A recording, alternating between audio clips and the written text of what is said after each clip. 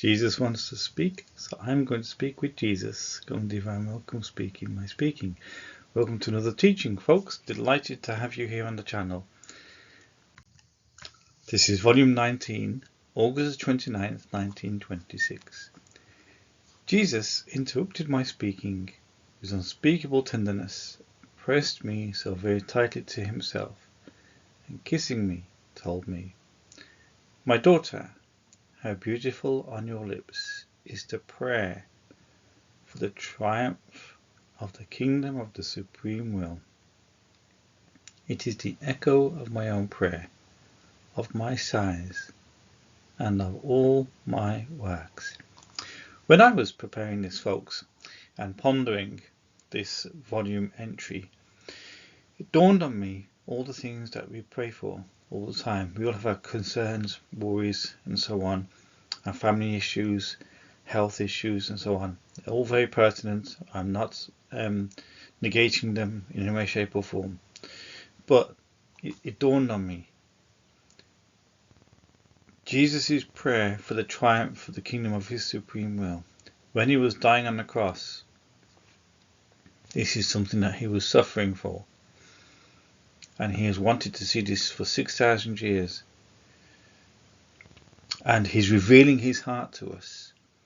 And he says to Louisa, "How beautiful on your lips is the prayer for this triumph."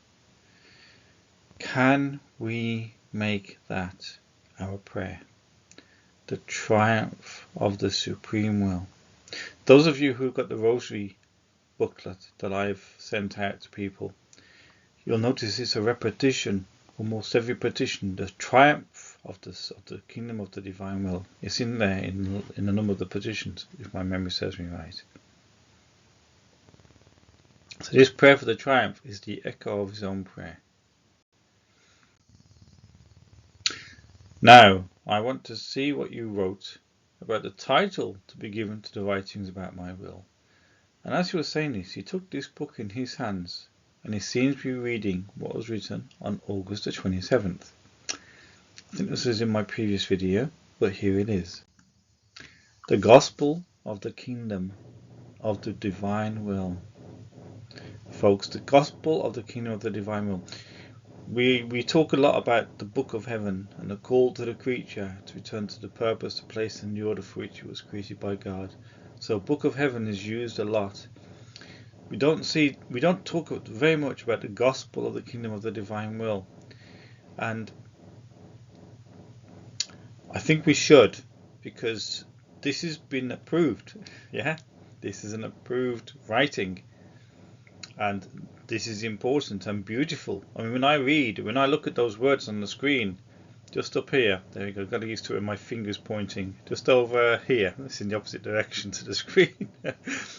The Gospel of the Kingdom of the Divine Will.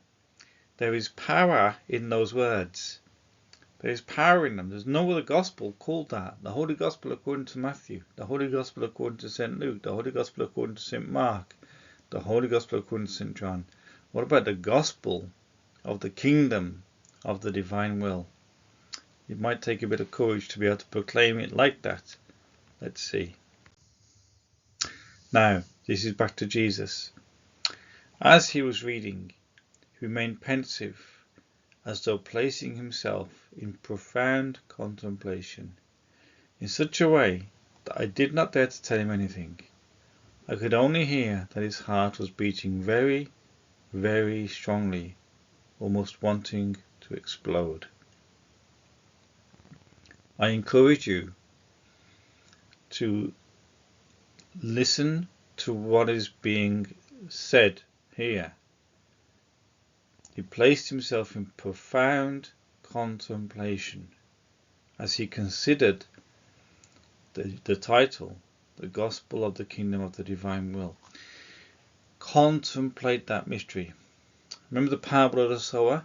The seed is cast into the dirt, the rich soil, and it has to be, that seed of the word has to be immersed into the rich soil of the heart and find a place in the heart. It has to find a place where it can take root in that soil. That's contemplation of the word.